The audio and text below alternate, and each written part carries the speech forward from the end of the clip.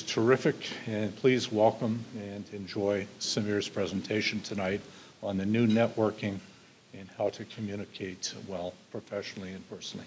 Samir? Thank you. Thank you, Phil. It's my pleasure and honor. Thank you. Thank you so much. Absolutely. Well, greetings, everyone, and it's my pleasure to be here in Boca Raton and to be addressing such an esteemed group on a subject that I am so passionate about. And I want to be very clear that I didn't set out to speak on this subject. I was asked to build a program where people said, Samir, you build relationships more effectively and faster than anyone we've ever met before. And please come and share a little bit of perspective on that. And as you know, how many people have heard of the saying that it's all about who we know in life, right? A lot of hands. I believe that there is some truth to that. It's about what we know, using what we know to improve who we know, then using who we know to improve what we know. And ultimately, both of those work together, and who knows you improves significantly. And I'm oftentimes asked, Samir, how did you end up being a speaker? And as Phil was alluding to, my father grew up in England, and he said, Samir, in life, you can do whatever you want to do. Okay, Dad. So how many people in here are football fans? Okay, we got some hands, maybe Dolphins. Who's your team out here, Richard? University of Miami. Fans, right? Well, we know University of Miami is a team. So it's interesting because my dad said to me, he said, Samir, it's time to get serious about life. I said, okay, Dad. He said, where do you want to go to college? So I handed him a list, and he looks at this list, and he says, Samir, these are the top 10 college football programs. And I said, Dad, you said I could be whatever I wanted to be, and I'm going to the NFL. And he said, well, Samir, I lied to you. You are not going to the NFL. You are too Indian. Why don't you point out an Indian football player to me and get serious about your life? And being a Philadelphia Eagles fan, which of course is somewhat timely, I was stubborn and didn't listen, and it didn't work out. So that's how I ended up, of course, in finance. My name is Samir Somal. I'm here today to present the new networking, building relationship capital on and offline. Today really is about you. And so anything that you feel can add, anything you want me to clarify, I want everyone to feel really good about raising their hand and sharing. And of course, we can leave time at the end to discuss. And this is a subject that is so important and near and dear to me, personally and professionally. So what is our mission? Our mission today here is education. If one of you can leave here and be a little bit more thoughtful about how you build relationships, how you approach engaging new clients, how you interact with your colleagues, well then Samir and I hope Phil view today as a success. So our mission today is absolutely education. Let's talk about a few trends. In life and in business, it's important that we follow trends. One of those is the supply-demand imbalance of quality financial advice. Being here in the state of Florida, there are more people that need our help financially than there are financial professionals, qualified ones at that. And so that's an important trend. Of course, the interdependence of our global supply chain with respect to technology, communication, and human capital, it used to be Henry Ford and the assembly line, and now it is the disassembly line, and countries are kind of arranged according to their comparative advantage. And of course, technology is a trend, right? The way we interact with our friends, our family, our clients has certainly changed over the last 20 years. How many people think about when they go to a restaurant and they see a family of 4 and everybody's on their phone and nobody's actually speaking? Isn't it ironic that technology brings us close to people far away, right? That old high school or college friend you reconnect with on Facebook, but it takes us away from those sitting right next to us. And so how do we use technology effectively to build relationships? And how do we also be mindful of the risks of using technology to erode relationships? So those are certainly some important ones that I want to cover today as well. How many people have heard of the term the soft skills? And I really don't like that term because I feel like it devalues all of the things that I term as the intangibles. How do you measure the love you have for your parents, your children, right? How do you measure trust, right? The Speed of Trust, one of my favorite books. How do you measure your ability to communicate effectively? Right? These are all the intangibles. And as Albert Einstein aptly put it, not everything that can be counted counts, and not everything that counts can be counted. Right? We count some things that aren't necessarily important, and then some things we can't count are really important to us. So today, we want to cover some networking myths versus reality. Like, what are some of the myths associated with networking, and how do we work around those? We want to cover what is networking.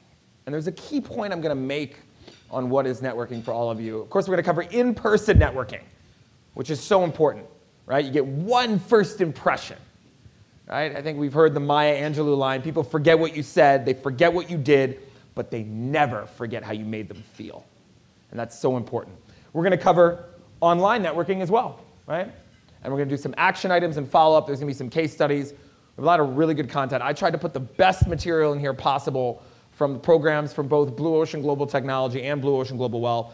So I want to get started. So networking, what comes to mind? Anyone want to share anything that, when they first think of networking, what may come to mind? Yes? Centers of influence?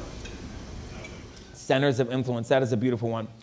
Christina, you have the CFA mug for the first volunteer today. Thank you. Awesome. Yes, what comes to mind? How many people think maybe small talk, right? Going to an event, having to, I got to talk to people. You know, it's funny, the comment I would say about small talk is it's actually not very small at all. And it's actually the most important conversation is when you're maybe not sharing about your career, your job. So we're going to talk a little bit about that. Anybody else? What comes to mind? Okay, we'll keep moving. What do you hope to learn today? Is there anything anyone hopes to learn today? When I was speaking in Texas a few weeks ago, in Austin, Dallas, San Antonio, every time someone said, Samir, I want to learn how to follow up better. Follow up. I meet people. How do I make sure that I follow up with them appropriately? And if anyone has anything specifically, yes, sir.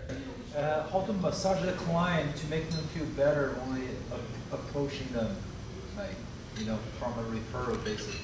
How to massage the client. I mean, there is massage therapy. Do you try that? Yeah, I like that. I like that. How to massage the client. We're going to try to incorporate that as well. How do you make them feel a little bit better so that they want to continue to work with you and perhaps refer their friends and family? Excellent. Anything else? Anybody else? Specific learning objectives? Okay. We'll keep moving. Myth, networking isn't effective, right? There's Samir over here on the right. This is a conference called Social Media Marketing World, where I am on staff at this conference, and every year I'm in San Diego at a conference meeting prospective partners for our technology company as a member on staff, right? So I found an innovative way to network as part of a conference because I knew there'd be qualified people. Of course, I'm not walking up to them saying, hey, Samir Somal, co-founder, chief financial officer, Blue Ocean Global Technology, how can we work together? But I'm in an environment where I know there are qualified people. Myth, networking is for salespeople. Does anyone recognize the woman up here? Anybody recognize her? That is Diane Garnick, the chief income officer at TIAA-CREF. Now, how did I meet Diane? I cold called Diane 4 years ago, and I don't even know if she remembers this. So I call her, hello, Diane, this is Samir Somal. Yes, Samir, how can I help you? I'm not interested, as she Googles me. Yep, Samir, I have a financial advisor. I see Blue Ocean Global Wealth. No, Diane, that's not the reason I'm calling you. I'm calling because I'd really like to interview you. No, Samir, I'm not interested. Diane, what do you mean? I know you're on the Research Foundation at CFA Institute. I'd really like to interview you. As you may be able to imagine, I am really hard to get off the phone. Right? So Diane couldn't get me off the phone. And she said, okay, you can follow up, Samir. And I ended up sending her an email. I followed up. Now, fast forward 2 years later. I host the CFA Institute talk show, A Topic at Hand. And the first episode, Diane is one of the panelists, along with the gentleman, Charlie Ellis of Greenwich Associates. And so there's an introductory phone call, and I'm a little bit nervous. I'm like, is Diane going to embarrass me and say, hey, Samir, remember me? So we get on the call, and she says, before I begin, I'd just like to say hello to my friend Samir. It's so great to have you on this call. I'm like, is she talking about the right Samir? So how did that happen is the question. And it's because I followed up with Diane. right? I followed up with her, and I built a relationship, and I didn't even speak to her in those 2 years, right? So we're going to talk a little bit about how I did that. Time. Our most precious resource is time. And if you're able to build relationships more effectively with clients, prospective clients, colleagues, business partners, you can leverage your time better. And that's what today's about. How can we use our time more effectively? Myth, I can't be a successful networker. That's Charlie Henneman, the head of CFA conferences, and my business partner, Margarita Chang. And what I want to remind you, I'm going to reinforce this point, is being a successful networker isn't you meet everyone in a room and everyone becomes your friend. It's really about playing into your strengths. You as an individual, how do you go to an event and how do you interact with people and build relationships so that it meets your expectations, right? So what I mean by that is that networking, we have to define for ourselves, right? We have to define for ourselves, and that's how we make sure it's a success. Quantity is the most important. That is a myth, right? It's all about quality, right? I used to have this notion that I needed to go to an event and meet everyone. Now, I still go to events and strive to meet everyone. But what I realized is that if I can make 1 or 2 lifelong friends from every event that I go to, that over time that is going to compound in the right direction, right? Just for the astute individuals in here, the network effect. So the point with this slide, essentially, is you can always better your best. You can always go further than anything you've ever done. And the point that I want to make is that when you think about networking and building relationships, sometimes you feel, you know what? Wow, I have to keep staying in touch with people. It's going to be so exhausting. But you actually reach a point in building relationships with people where you don't have to keep adding to the relationship. They're already your friends, right? Think about some of your best friends and best clients. If you didn't talk to them for 2-3 years and you got in touch with them, they would still be your friends, right? So how do you take new people that you've just met and take them to that point, right? And today we're going to talk about strategies, and we're going to go over a framework for doing that more effectively, and hopefully everyone learned something. So what is networking, right? What is networking? Yes, it's an exchange of information. It's meeting new people, exchange of ideas, right? You know what networking is? I love this. How many people have heard of the notion that people do business with people that they like and trust, right? Very smart people in this room. So why is it that when we go to events and we're looking to meet new people, we immediately get to, hey, I work at this company, and I manage money, and here's a little bit about me, rather than focusing on being likable. And that's where the small talk is so important. And I've learned, and I go to conferences, and I meet people, and I don't even touch who Samir is and what he's doing. I cover anything else, right? And ultimately, at some point, somebody says, hey, Samir, tell me a little bit about yourself. And I like jump out of my skin. I'm like, I am so great, glad that you've been listening, right? So how do we become more likable? How do we leverage the speed of trust, right? People are going to do business with you, and people are going to be friends with those that they like. So being likable is certainly an art and very important. You know, it's interesting. 85% of success is from our ability to connect with others, and only 15%, according to the Carnegie Institute of Technology, is from technical knowledge. Think about that, right? It's our ability to connect. So many of the things you can't measure, right? Like emotional intelligence, like likability, right? But our knowledge and being the smartest and the best and being able to help them make informed decisions is less, right?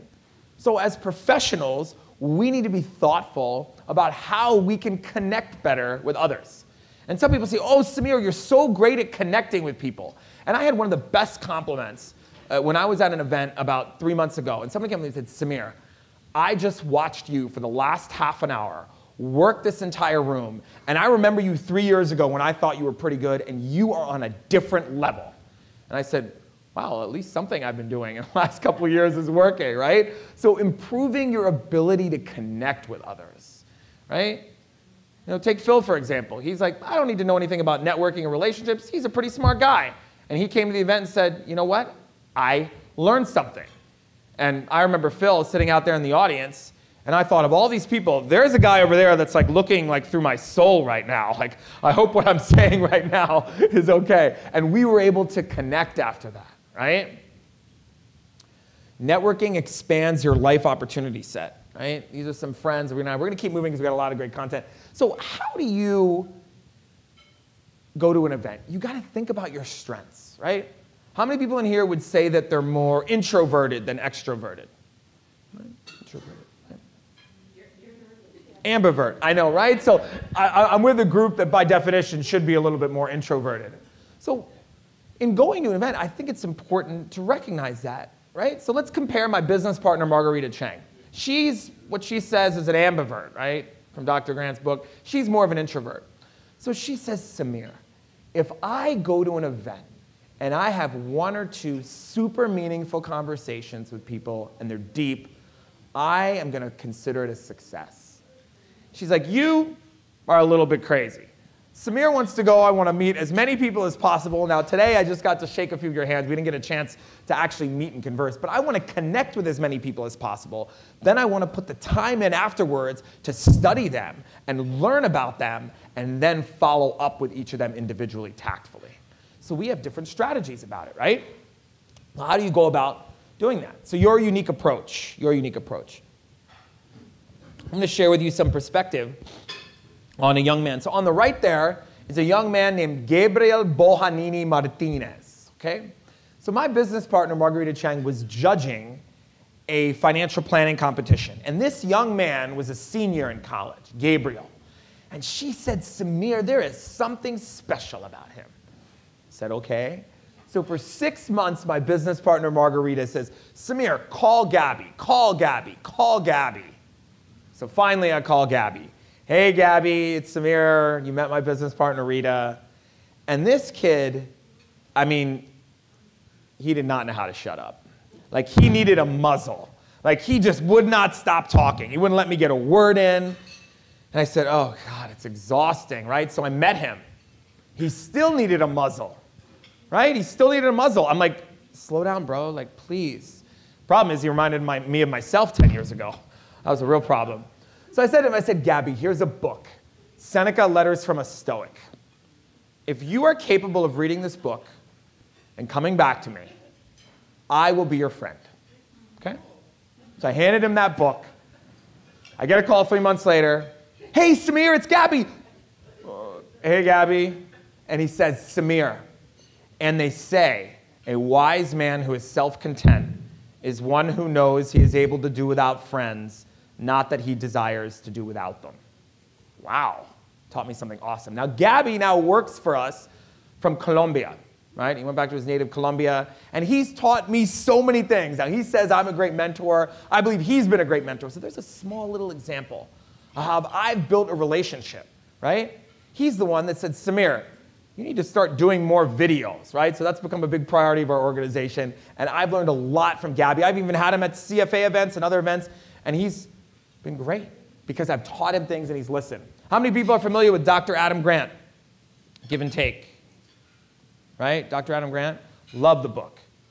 Now, the big takeaway from this, first off, I want everyone to think about all the people that they know in their life. All the people you know, personally, professionally, bring them all here, okay? Now, how many people, people love this question. I actually like this question too. Think of all the people that you know. How many people have met and can think of someone right now in front of their face that they would classify as a taker? A taker, right? A taker is someone that you give a little bit to, you help them, they take that. They don't care about you, what you're doing, your family. They're there to take more, okay? And that's one of the challenges with networking is that there are takers out there.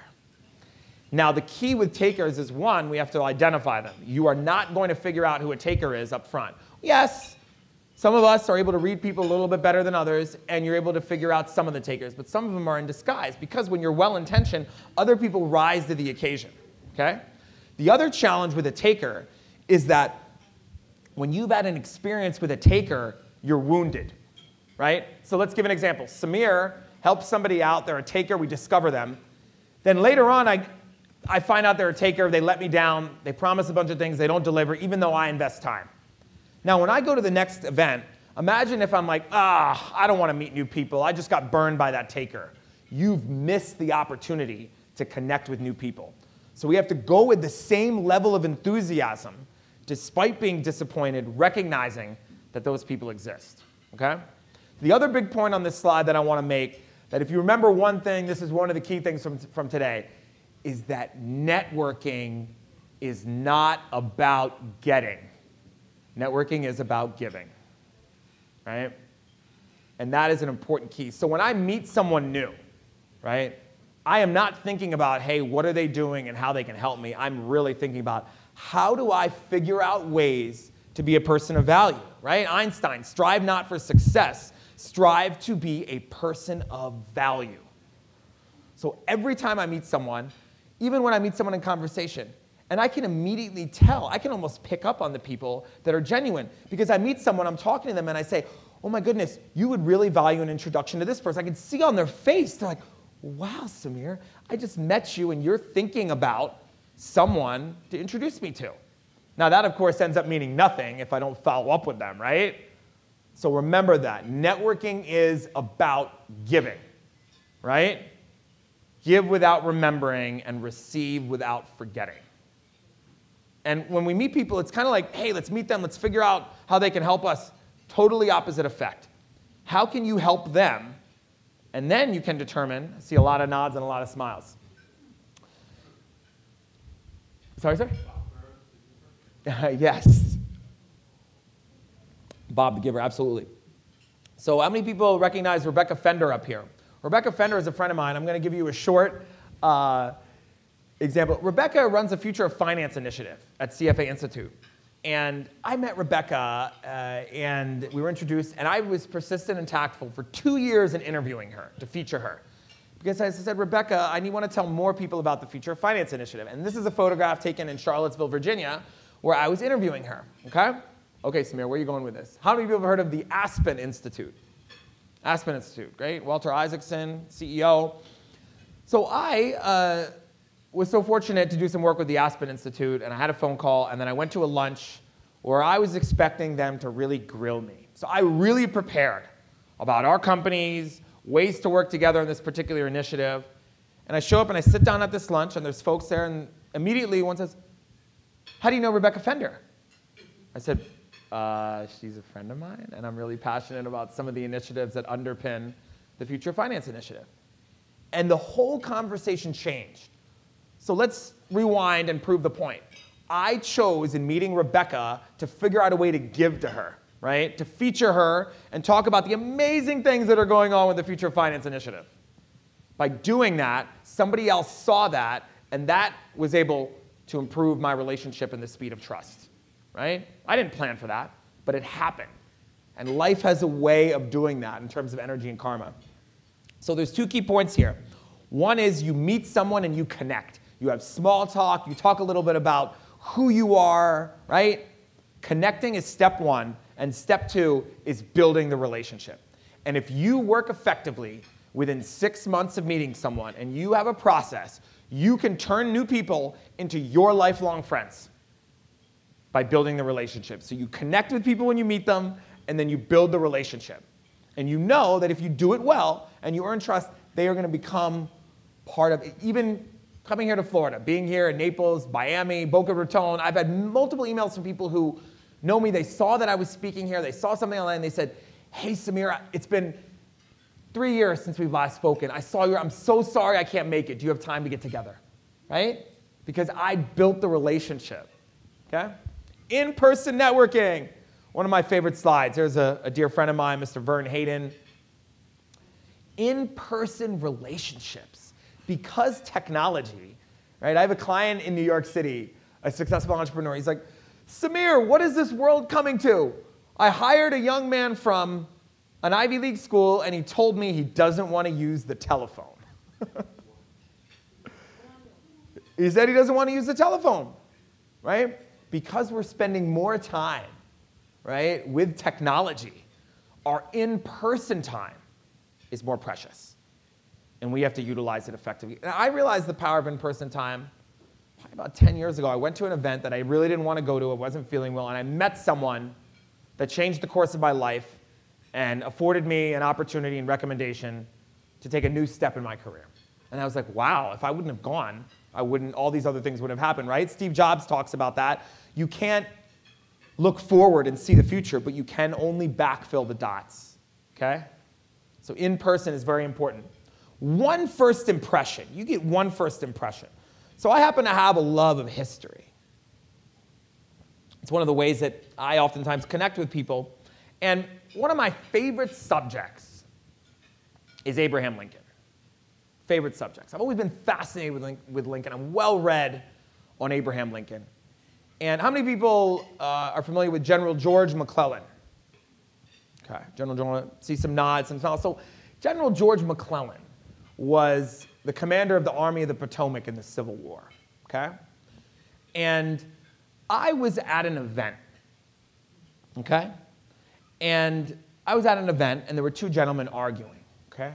One was saying that active investing is dead, okay? Outperforming the index, everyone's a closet indexer. The other one was saying that, you know what, guess what? I'm a hedge fund manager, and I've outperformed significantly, okay? So there's two men arguing. One's basically being a little bit ignorant and drunk and saying, you know what, forget you. You don't really matter as an active investor because most people don't beat their benchmark. Whereas the active investor is a hedge fund manager saying, I've outperformed by 20% each year. So you can't say that active investing is dead, okay? So let's go back, General George McClellan. So General George McClellan was appointed twice the head of the Army of the Potomac by Abraham Lincoln. And General George McClellan, he looked the part. Top of his class, West Point, he dressed impeccably. And he would parade through the Army of the Potomac in his finest gear, and he looked wonderful, okay? So the thing about General George McClellan is that General George McClellan didn't like to fight. No matter what anyone says, General George McClellan wouldn't fight. In fact, all he did was kept asking from Lincoln for more troops, more artillery, more horses. And Lincoln said, it reminds me of, you know, when you're trying to sweep a bunch of fleas across a barn when you give him soldiers. Like, none of them seem to get there, right? So these two guys are arguing. There's a big group of people, right? And one of them, George, the hedge fund manager, is standing there, and there's this argument. And George is the active investor, right? He's the guy that's been outperforming, and he's getting a little flustered because he's like, this guy's ignorant, and everyone's kind of in one of those conversations they aren't paying attention. And so George looks over at Samir, knowing Samir, and says, hey, Samir, what do you think? You've been pretty quiet. I know some of you are thinking, what? Samir was actually quiet at a time? And so I say, well, gentlemen, this conversation and logic reminds me of a story that the great raconteur Abraham Lincoln told. And President Abraham Lincoln was once asked,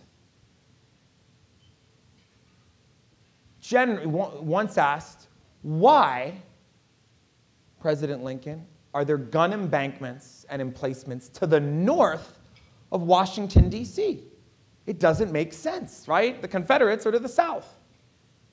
And Mr. Lincoln said, well, that reminds me, and I asked General George McClellan, General, why are there gun embankments and emplacements to the north of Washington, D.C.? Now, General George McClellan thought Lincoln was a buffoon, and he said that extensively in letters to his wife. And he said, well, Mr. Lincoln, should, under any chance or circumstance, by freak or by nature, should, in a last resort, the Confederates go around Washington, D.C., and attack from the north, why, there would be a fort to defend it.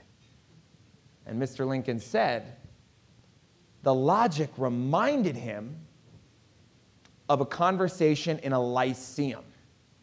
Now, a lyceum is a name for an educational institution, a building, originally from ancient Greece, where Aristotle was. And Aristotle taught in a lyceum. And there was a lyceum in Lincoln's native Springfield. And he said the logic was so flawed. He said, it reminded me of a debate one day in this lyceum. And the question over the presiding judge was, why do men have breasts? Okay? This is Mr. Lincoln speaking here. And the judge, Mr. Lincoln, said, wisely ruled, after a big debate, that under any chance or circumstance, however fortuitous, no matter what the nature, no matter what the cause, should a man give birth to a baby while there would be breasts to nurse it. And now all these guys erupt in laughing, okay? They're like, they love this story. And every time I see them, they say, hey, you, Samir, tell that Lincoln breast story. And I'm like, what do you say over here? But you can see how I used history to tell a story and prove a point. And for the rest of their lives, they are always going to associate Samir with Abraham Lincoln, which is certainly a great place to be, right? Body language. Body language tells everything, 70%. So how many people have been in a conversation with someone they meet, and they're like, hey, great to meet you, right? And immediately they're like looking all around the room, checking everybody else out, and you're like, wait a minute, I'm right here, right? Body language is so important. Now let's talk a little bit about technology, right? Phone etiquette. How many people have been annoyed by somebody else being on their phone too much? Right, I've had that happen too. So one of the biggest things is being present with your phone. So when I go to events, I do not pull out my phone. Okay? Now I know some of you think, well, Samir, what happens if I have to pick up one of my kids? What happens if I'm waiting for a client call? The key is, if you are going to have your phone and you're going to look at it, tell people what you're doing. So I'll pull it out and say, hey, I have to really take an important phone call. I'm not on Snapchat or Instagram, okay? I'm just checking this way. And people generally feel so much better. Otherwise, they feel that you're not that important. And that little bit of body language makes a big difference. In fact, I've had people that said, Samir, I'm so glad you said that to me. That really changed how I thought about you, because I just met you and you're sharing exactly why, right? So it's important to have some etiquette there. Networking effectively. How many people are guilty of going to a networking event and only talking to the people they know when they're supposed to talk to others? I've done that before. I see a lot of people like, yeah, that's me, right? So that is something important. So how do we get over that, right? What are the strategies? So one of the things I say is that when you get to an event, the first thing you do is try to meet some new people before you go say hi to your friends. So kind of check that box. Okay, Samir, easier said than done. One of the easiest ways I've done that is by planning, right? Dr. Benjamin Franklin, failing to plan is planning to fail. So as we're going to talk about a little bit later in this presentation, let's say we're going to an event and we want to meet 3 new people. Okay, I want to give you a tangible takeaway and strategy. So we're going to go meet 3 new people, okay? Okay, Samir. So what's an easy way to do that? This sounds kind of corny, but it actually works, and I get people emailing me telling me it works. Hey, my name is Samir Somal. Pleased to meet you. What's your name? Great. I said I was going to meet 3 new people. You're number 2. It's kind of dorky, but it does work, and people think it's funny because the other person actually wanted to meet new people as well. So that's an easy way to go up to someone and say, hey, you're number 3. I wanted to meet 3 new people. You're number 1. You're number 2. You're number 3. And people actually find that to be an interesting way to break the ice, right?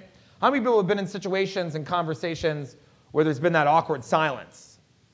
Awkward silence? We're going to talk a little bit about that too.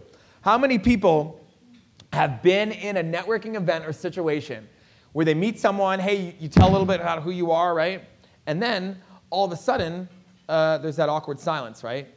And it's so awkward that, like, if anybody had this happen, it's happened to me. You like walk away from each other. It's like so awkward. You just totally walk away. And then when you see that person later on in the conference, there's that awkward person. Like, I don't want to have anything to do with them, right? So how do you break that awkward silence? Well, first off, the question that I first implore you to never ask is, what do you do? Right? Because what do you do is kind of intimidating, because after it's like, oh my goodness, whatever's coming out of my mouth is like going to define who I am, right?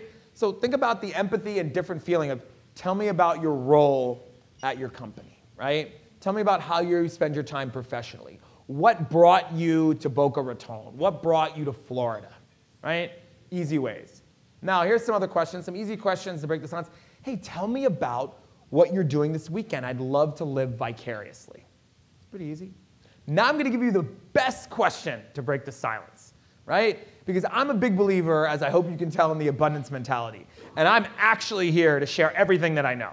I'm not one of those people that say, oh, I don't want to share that. It took me so long to learn it. The best question that I've come across, and maybe you have a better question, is, ta-da, what is giving you positive energy lately, right? And then all the positives come right in and right out. And everyone gets to talk about all the positives instead of, the stresses of work or negatives, right? So remember that. Next time you're in a conversation, you're talking, it's a little bit quiet, it's a little bit awkward. Hey, what's giving you positive energy lately, right? Now, of course, people ask me a question. Don't walk up to someone, hey, my name's Samir Somal, what's giving you positive energy lately, right? This is after you've already had a little bit of rapport, right? Then you ask people, what's giving you positive energy lately? Commit to the networking plan, right? We said earlier, failing to plan, planning to fail. If we're working with a client, right, we're going to be thoughtful about what we're going to do with them. We're going to plan out. So commit to a networking plan, right? Just commit to it, right? Spend 5 minutes. Take a few minutes to have some objectives. And I'm telling you, the tangible results of every event that I go to, I have a plan. I have a plan with how many people I want to meet. I have a plan with, hey, how many people have I learned about are going to be in attendance early? And I have a plan going in there how I'm going to spend my time, right? And that has proven to allow me to maximize my ability to build relationships when going somewhere. So there we go.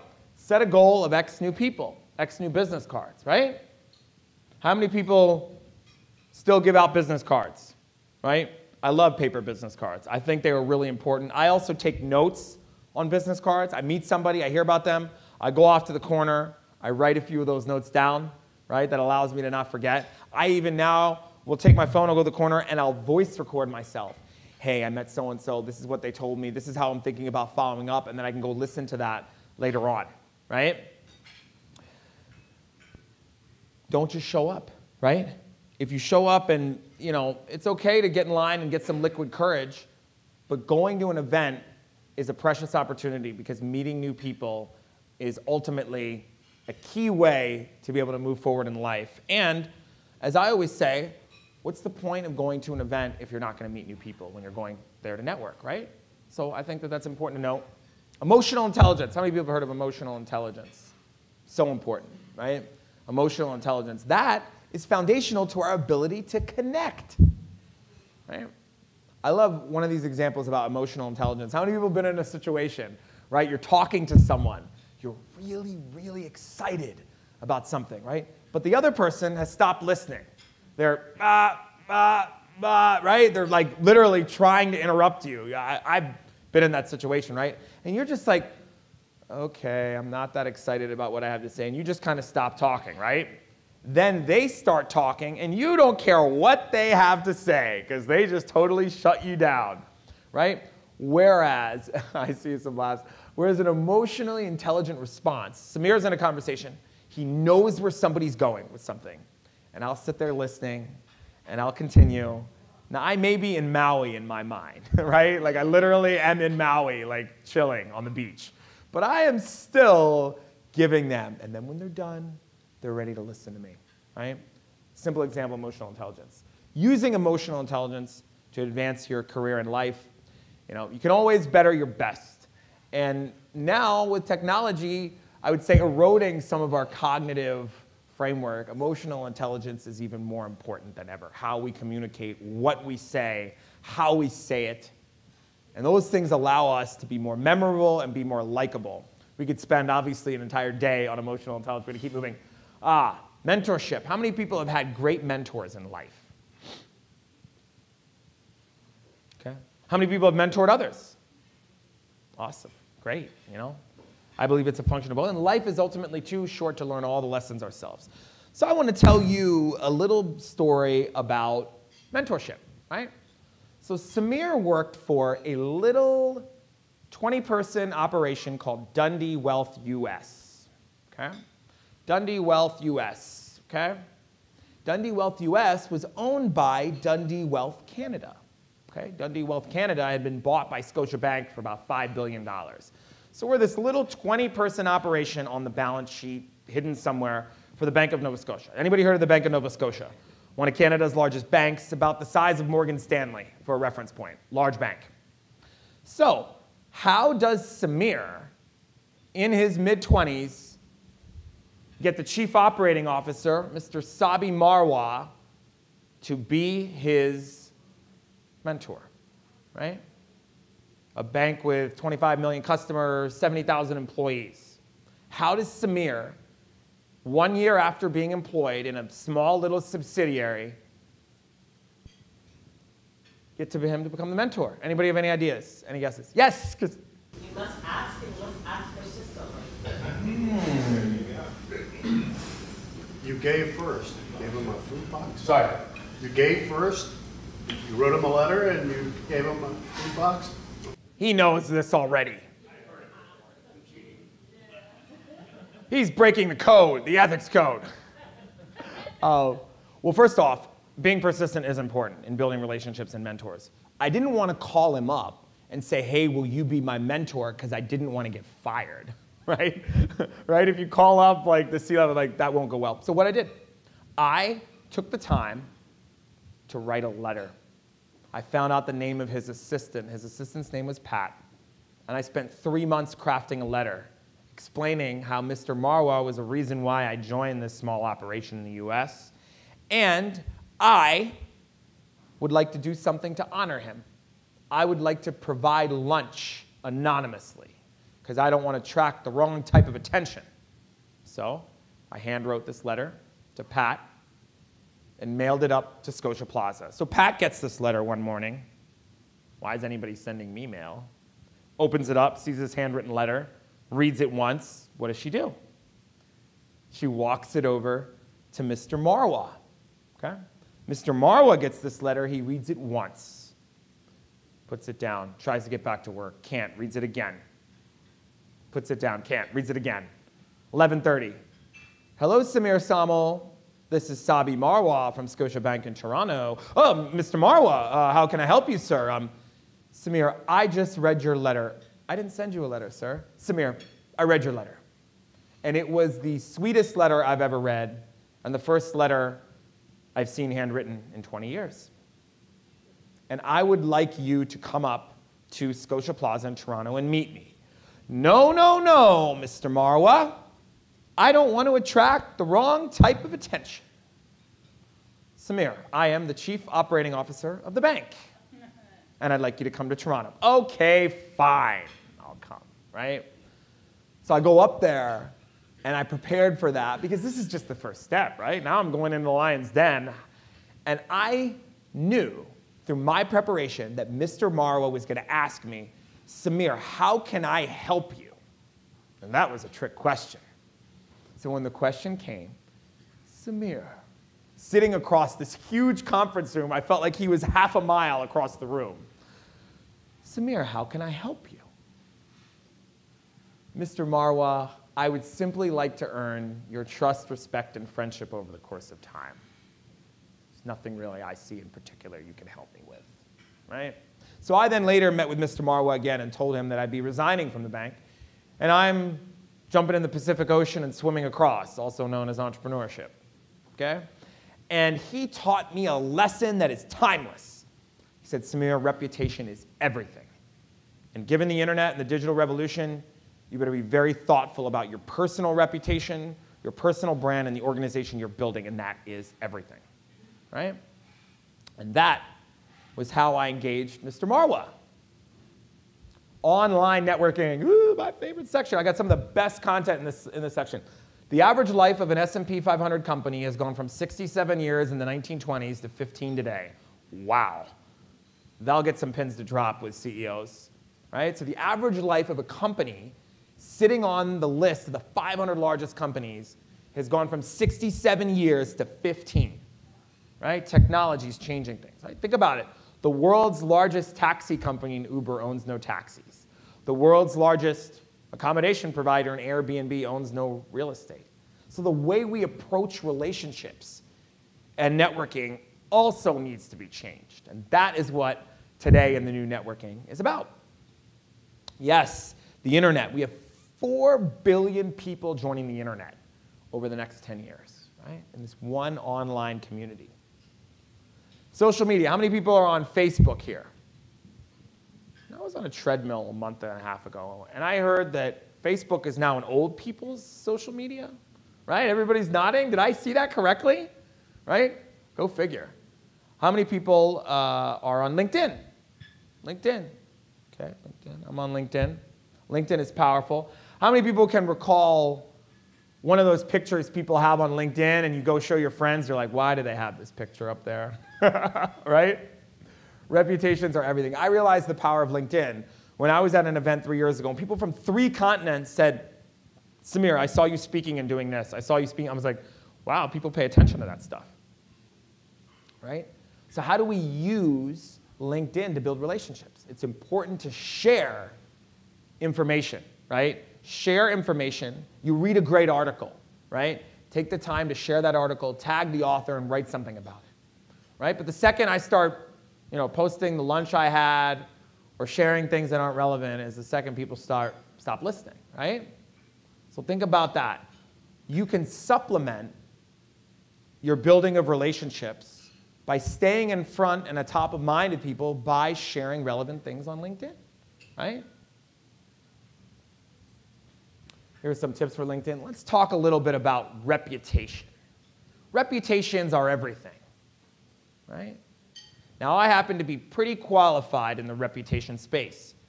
Our technology company builds, monitors, and repairs reputations for companies and individuals, domestically and globally. I author CLE programs with the Philadelphia Bar Foundation that I deliver nationally for attorneys on reputation. I solve cases and work with PR firms and digital marketing firms all over the globe to help ensure that people have a stellar digital presence or they've eradicated a defamatory one. And I testify in court as a subject matter expert witness on internet defamation and online reputation management. And I'm sharing that to give you qualified context on just how important reputation is, and I want to share some of that today. So online reputation, what do you mean by that, Samir, right? Essentially, this is what I want you to remember about online reputation. You probably have a great relationship with your friends, family, clients, constituents, stakeholders, right? Great relationship, great trust. How do you ensure that your relationships and your trust in real life is reflected appropriately online? Same thing. That's what online reputation management simply is. How do you make sure those are together, right? It's a process of building those, right? So there's your digital reputation. Everything on Google, social media, all these different digital assets, right? Digital assets. So what our reputation is, it's ultimately a function of all the articles, websites, social media content out there about us or a company or a combination thereof, right? And if you build digital assets consistently, you're going to build your digital reputation. In fact, I get people every week that email me and contact me and say, Samir, I read this article about you. I saw this video. I searched online. Wow, you have an awesome digital presence. I learned so many things about you. I'd love to connect here on LinkedIn. I'd love to schedule a call, right? Conversely, if I had negative things out there, it may not work as well. How many people have Google tested somebody? Right? Google test. The Google test is powerful, right? We Google test someone. We find out who they are, what they do. And now we have unfiltered access to information from a device that fits in the palm of our hand, right? So we need to make sure that we pass the Google test, right?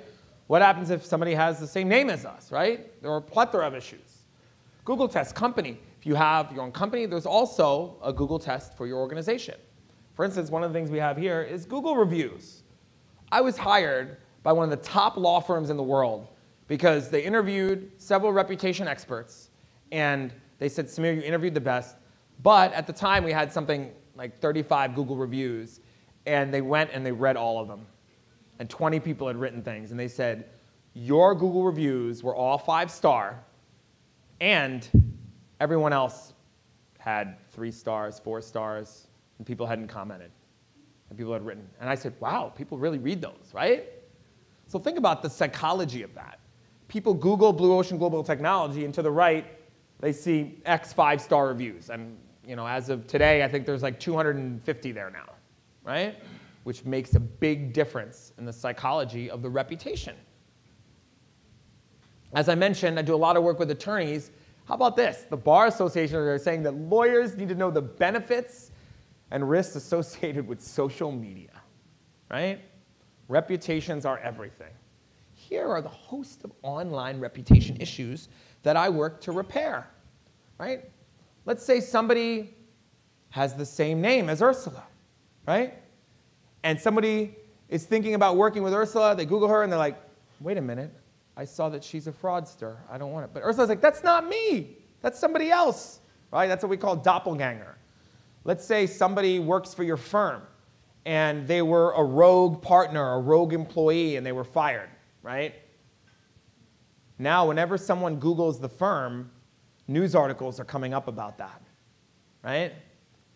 That's important. Those are negative issues. So there's a host of issues. Building relationships effectively can be amplified significantly through your online reputation. Yes, sir? It seems like many years ago, large companies did not want to get on Facebook. They didn't see the value, and then it seemed like it changed very rapidly. Some of them started to do it, then they all felt like they had to do it. There's a part of me that's a little cynical that companies on Facebook, that they somehow manage to delete anything negative. So what you're seeing is not the true picture, but they're using it as advertising and they're manipulating. Is that possible? Am I right? Am I wrong? How do we know that when we see 5-star Google reviews and nothing negative, that it's actually true? I mean, there are people on, I think, Amazon, where competitors will go comment negatively against another competitor. So how do we know what we're seeing is the truth when we look online? I think you need to invite me over to your house tonight, because this is a conversation that can go on extensively. But what I will tell you is there's a lot of ambiguity, and the internet is new. Now, first off, if they have a Google page, they control what people comment on there. So if people put negative things, they can change it. Now, there are many independent websites, right? So for instance, why Google reviews matter is that Samir can't just go on to any random firm and automatically put a 1-star review. I have to have a registered Gmail account, right? Now let's say somebody wants to attack a competitor, and they create 20 Gmail accounts, and they go on there and put 1 stars. Google will know. They'll know. And so the Google reviews are very important because they're verified. And let's say Samir has a client that's a liar, right? Let's just say I helped a client, then it ended up costing too much money, and I said, look, it's going to cost a little bit more. And they say, no, you didn't solve it. They go and post it. I can go petition to Google and say, hey, look, that is not a relevant comment. That is not fair. That's not how it happened. I can reply, and it's going to depend upon the site. But that's why Google reviews are pretty important. For instance, lawyers have AVO, and AVO is a registered place so you go on and put information. Sometimes lawyers don't respond to the negative reviews. Now think about it from this perspective. I totally agree with you that a lot of times, and sometimes you can't control them, right? You have to work on it. But imagine if there's just one 1-star review there, right? You've helped 1,000 people over the last 3 years. So I think the important thing is to be proactive, right? Jeff Bezos says that before, if you did well for somebody, you could tell 5 people, right? They tell 5 people. Now you can tell 50,000 in a couple hours, right? So how do you go about that? You have to curate your positive image. If you shout at the internet and no one's listening, does it make a sound? And so you need to manage your reputation, monitor your reputation. So when there are negative things out there, I have helped businesses where there have been negative reviews, and we've gone back to the people who posted them and addressed the issue and fixed it. And they've gone back and converted it to a 5-star, especially on the most reputable websites. And that's why in order to get a Google page, you have to have a physical address. Google sends you something in the actual postal mail. And It's really valuable because if someone Googles your company, it's the first thing that shows up there. But naturally, there's so many different review sites out there. Each one is going to be somewhat idiosyncratic, and there is a degree of ambiguity. It's very frustrating for the medical industry, right? If I go see a doctor, Samir goes and sees a doctor, and the doctor's in a rush because he's a very busy doctor, right? And he leaves a 3-star review because he's like, doctor didn't have much time. But the doctor did his diagnosis and did a great job, right? Does it shed any light on the actual abilities of the doctor to diagnose? So each industry is somewhat unique in that regard. Lawyers have a lot of trouble because many of them get upset. There have been a multitude of cases where someone leaves a negative review for a lawyer. I'll give you an example. Somebody left a review on a lawyer and basically said they did a bad job. The lawyer got on there, PO'd, and said, client was a pimp, revealed all these things about the case. The lawyer got disbarred for that.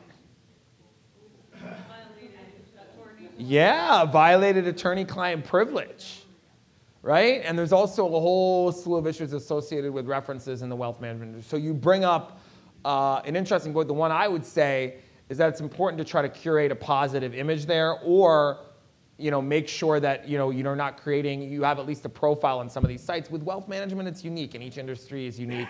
But Google reviews are important, and you don't necessarily have to have a client endorsement. You can have other people that endorse you and say you're someone of character that could give you 5-star reviews, and that will matter. But there are a multitude of challenges associated with the validity. Google ones happen to be pretty strong because you can't just go and make them up and fudge them. They're pretty smart about that. Great question. This is one of my favorite slides, these next two. This is a case study. So we're here in Florida, and we're going to talk about a case, Gulliver versus Snay, okay? So there was a principal named Patrick Snay, the head of Gulliver Schools. Patrick's contract was not renewed, okay? So Patrick said that was age discrimination, and he sued Gulliver Schools, okay? Patrick won. Case was settled for $80,000. Part of what was said in that case was Patrick cannot share this information, okay? Fortunately, Patrick did share this information with his daughter immediately afterward, right? His daughter took her exuberance and excitement immediately to Facebook. Immediately, and said, Mama and Papa Snay won the case against Gulliver.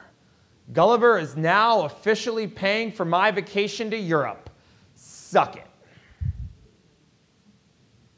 And now, not only did Mr. Snay lose the case, but if you look up Mr. Snay, all you find is his daughter's Facebook comment and articles about that, and that is a reputation that will take several $1 million to fix, right? So you can see where an issue associated with something legal is magnified, and there's no way that he basically can get rid of this now, right? There's a little small example. We're going to keep moving. Always be connecting, right? Connecting with people. Think about if you met someone, how would you want to feel, right? We said earlier, people forget what you said, forget what you did, but they never forget how you made them feel. Always be connecting, right? That sales mantra, always be closing. I always say always be connecting with people. Anywhere I go, I try to connect with people. Here's a gentleman that I met at the conference in California I was speaking at. And this is the key lesson I want to hear is not necessarily to share the story, but to say, I met a gentleman 5 a.m. in the gym. And he was wearing some of my favorite shoes called Hoka shoes. They're from Japan, H-O-K-A. Super comfortable. They have all sorts of interesting designs. I said, whoa, nice shoes, right? And Bill and I started talking. Now, Samir, maybe 10 years ago, would have had to find out what Bill did for a living, who he was, what his life story is. And instead, I just small talked with him. Next day, I'm in the gym. Bill walks in, early morning, darts right over to me. Samir, how are you? Tell me about your Hoka shoes. Oh, you're wearing them today. And we immediately strike up a friendship, right? And you can see where I connected with him and it resulted naturally. As opposed to meeting him, and he's like, hey, he was so much more comfortable the next day because he realized Samir is not one of those people that's trying to figure everything out about me, right? Action items and follow-up. This is the most fun. Prepare your elevator speech. Prepare what you're going to say to someone, all right? You know, I had an elevator speech in college. My friends used to make fun of me when I was in front of the mirror. They're like, Samir, why are you talking to yourself? You're so annoying. Then I went to an event, and they watched me. And I would talk to prospective employers, and let's compare the two, right? So Samir could have said, hello, my name is Samir Somal. I study finance and accounting at Georgetown University. I want to be an investment banker. Instead, I said, I'm a purposeful human being, and there are 3 qualities that define me. 1, I have a relentless work ethic. I may not be the smartest person in the room, but I truly believe I will outwork anyone. 2, I'm a big believer in investment in knowledge pays the best interest. And I try to go to bed a little bit smarter every day, and I believe that is the miracle of compound interest applied to knowledge. Thirdly, I'm a big believer in diversity. And I have a few strengths that I'd like to build, but I have a lot of weaknesses and a long way to go. And I'd like to be on a diverse team so I can learn from others. And when human beings want to put men on the moon, they want to craft changes in the tax code, they want to innovate new products, they assemble diverse groups of people. They create modern versions of Bletchley Park in England. Now, I've talked for 1 minute, right? I haven't said anything about my major, who I am, even to this day. Someone says, Samir, what do you do? Right? I don't say, I'm the chief financial officer and co-founder of Blue Ocean Global Technology and Blue Ocean Global Wealth. I say, first and foremost, I'm an educator. And I'm passionate about learning and sharing information to help others make the most informed decisions. Didn't tell him anything about that, right? So you can see the way that you approach. So 1, when you go to an event, think about you, qualities you're proud of, who you are, and spend a little bit of time rehearsing because you're only going to get one first impression and they're going to remember it. Prepare relevant and thoughtful questions, right? What does your name do? Yeah. Lisa. So let's make the case in point. There have been a number of studies done at events where they assemble an entire room full of people, right? And for 2 hours, people network. And on their way out, they ask every single person, who's the person you like the most? So on this particular day, we did this event, and on everyone out, who do you like the most? Lisa. Who do you like the most? Lisa. Who do you like the most? Lisa Marston.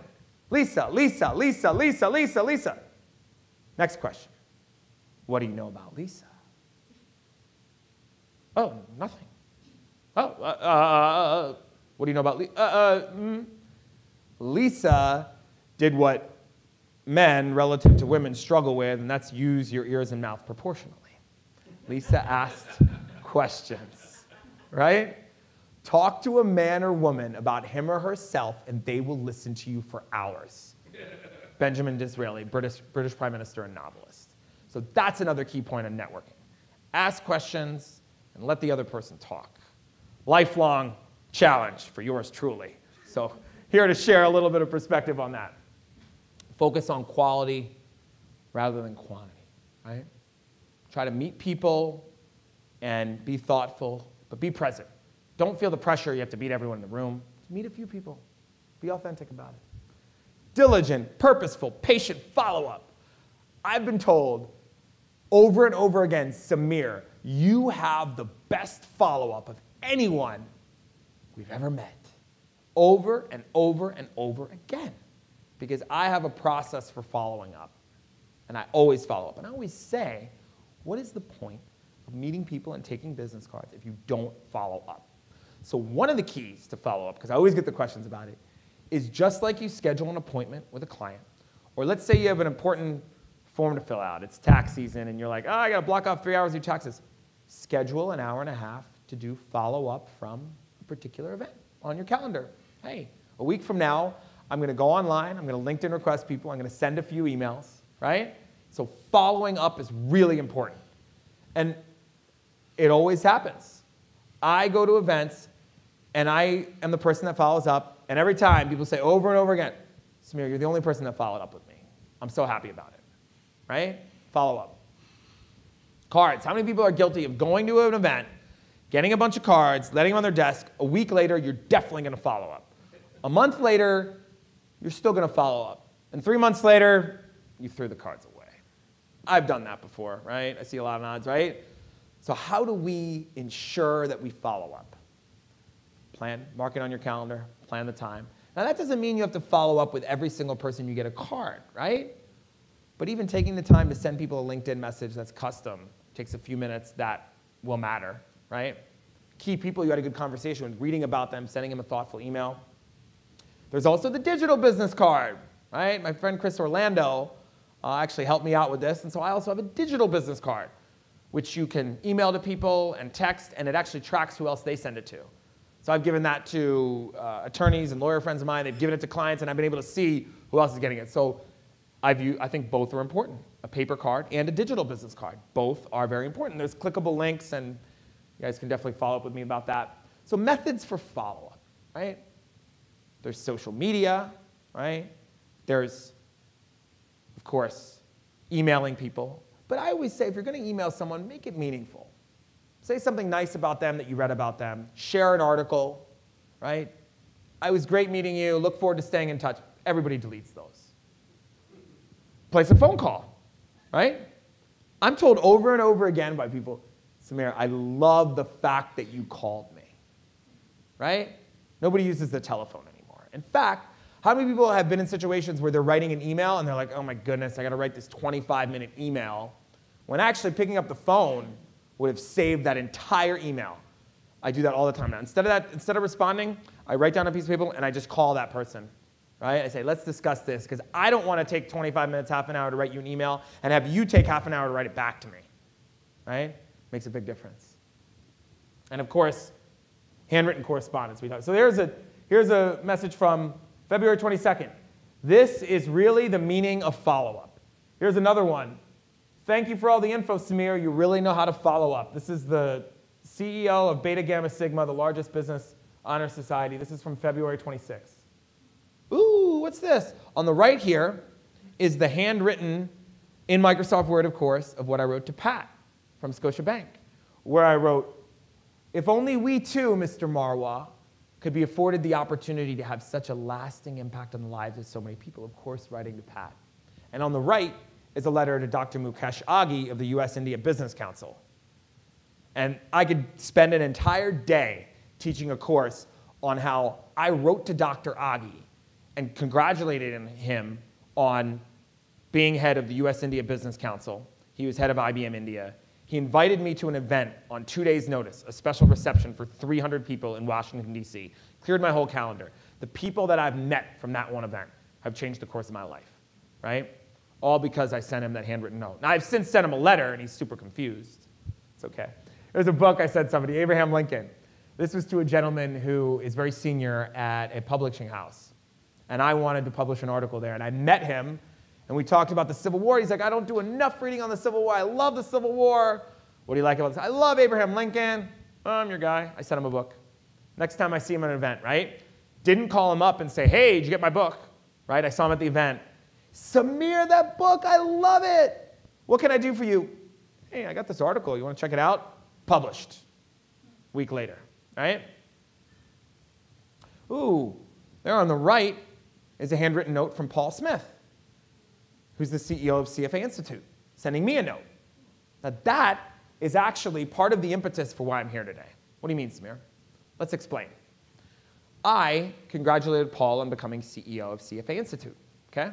Sent him a note. He sent me a note back. We then corresponded further, right?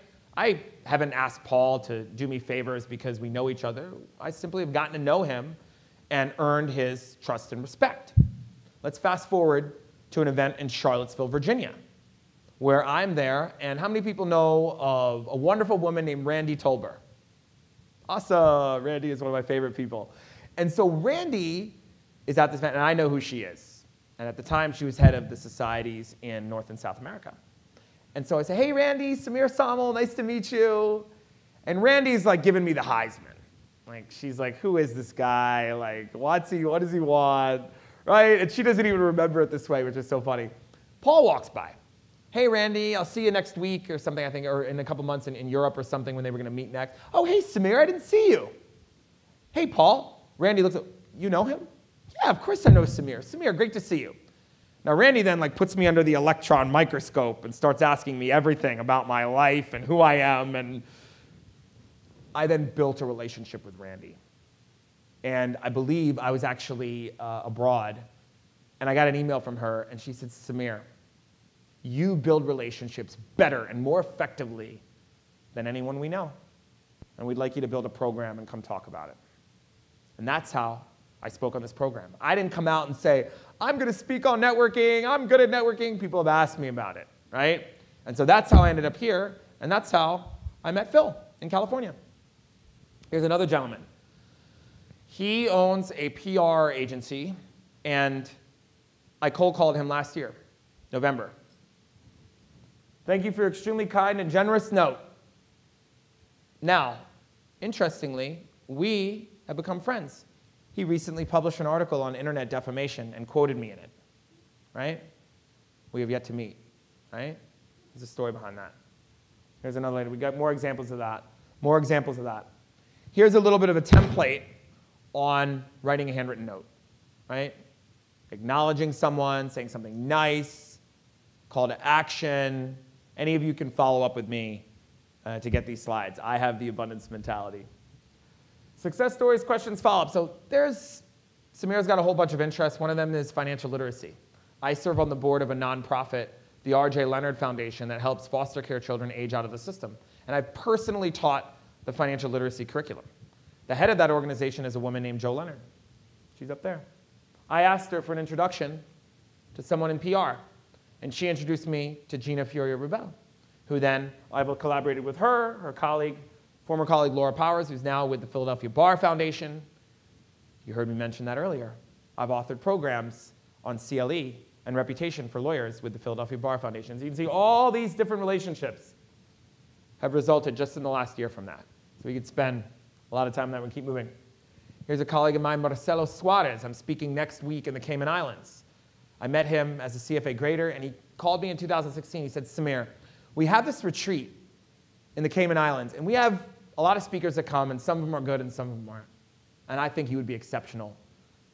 And I haven't even heard you speak. And by the way you treat my son every time you see him means everything to me, and I'm so appreciative of it. And I'd love to have you to the Caymans. Ooh, how many people are football fans? So this was in here before the Eagles won the Super Bowl. This is a handwritten note from Howie Roseman, the general manager of the Philadelphia Eagles, to me. He's a friend of mine. How? By applying exactly what I've told you today. In fact, I emailed Howie the morning of the Super Bowl. I said, Howie, I'm so excited. And he emailed back. He's like, me too. Right? Don't be intimidated by what you don't know. That can be your greatest asset and ensure that you do things differently. Sarah Blakely, the founder of Spanx. Right? You can come today and you can approach networking differently. Invest in your community. This is a community. We all have communities. Maybe it's our church. Maybe it's a foundation we serve on. Maybe it's our work. Invest in your community, right? Networking is about giving, right? Chinese bamboo. This is my analogy for networking. Chinese bamboo grows 6 inches in 5 years.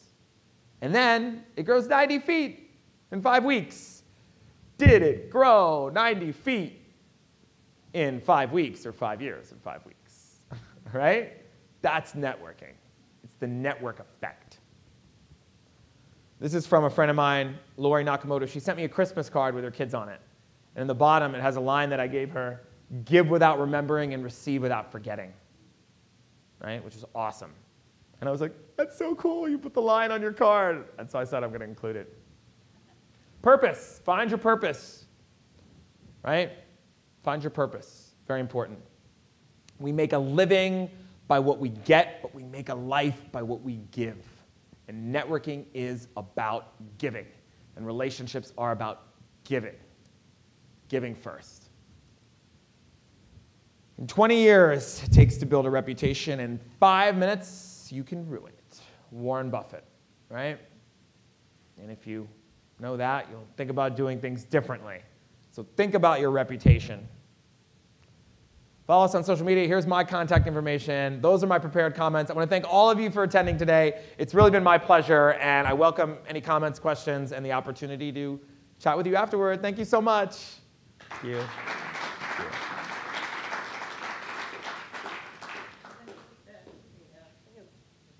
Does anybody have any questions for Samir?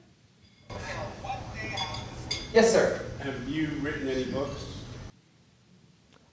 I have written a chapter in a book on women in behavioral finance.